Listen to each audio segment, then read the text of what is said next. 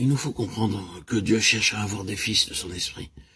La vérité sous-entendue et qui ressort de ce que l'on a appelé la parabole de l'enfant prodigue, c'est la transition d'un état de fils, c'est-à-dire qui est sur la base de la loi, à un autre état, c'est-à-dire celui qui est sur la base de la grâce. De la chair à l'esprit, il y a des fils de Dieu par la création, sur la base de la loi. Dans ce sens, tous les hommes sont les enfants de Dieu. Et Paul a employé cette phrase de manière toute générale en s'adressant aux Athéniens. C'est en lui que nous avons la vie, le mouvement et l'être. Comme l'ont dit quelques-uns de vos poètes, nous sommes aussi de sa race. Étant donc de la race de Dieu, nous ne devons pas croire que la divinité soit semblable à l'or, à l'argent ou à la pierre, sculptée par l'art et le génie de l'homme. Acte 17, 28, 29. Mais par la chute, par l'égarement ou la déviation de l'homme. Mon esprit ne sera pas toujours en lutte avec l'homme, car l'homme est devenu chair et ses jours sont réduits. Genèse 6, 3. Tous les desseins de Dieu et les possibilités de cette relation ont été brisées. Cette relation n'a plus de valeur. Il est devenu chair. Il est donc séparé de Dieu, étranger. Éphésiens 4, 18. Dans un pays éloigné, perdu, mort. Luc 15, 13 et 24. C'est ici que paraît la grâce et l'esprit par la grâce. L'esprit commence son action dans ce domaine de la mort et de l'éloignement.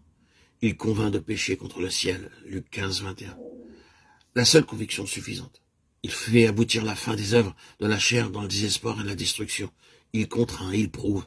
Il produit la repentance et la confession et amène enfin à la place du pardon et du repos.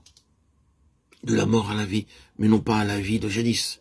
Ce qui est né de l'esprit est esprit, Jean 3, 6. Cet homme est le fruit du travail et de la peine de l'esprit, et toutes les relations seront désormais nouvelles. Une nouvelle robe, la robe de la justice divine. De nouvelles chaussures, une marche et un chemin dans l'esprit.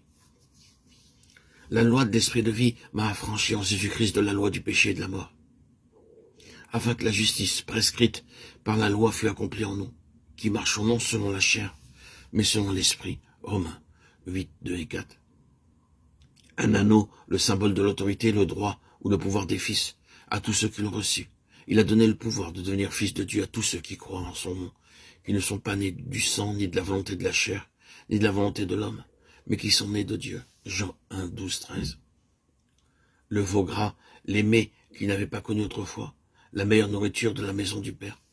Chacun de ces points, dans les Saintes Écritures, contient tout un système d'enseignement. L'esprit de l'homme, qui est la place de la nouvelle naissance, est le siège de ce véritable état de fils, afin de racheter ceux qui étaient sous la loi et de nouveau faire obtenir l'adoption filiale. Et parce que vous êtes fils, Dieu a envoyé dans vos cœurs l'esprit de son Fils, lequel crie à bas, c'est-à-dire Père. Galates 4, 5, 6. Il est donc aussi le nouvel homme appelé à servir Dieu sous le régime nouveau de l'esprit. Romains 7, 6. C'est notre esprit qui est la base de toutes les opérations de Dieu pour notre éducation, notre communion et notre coopération.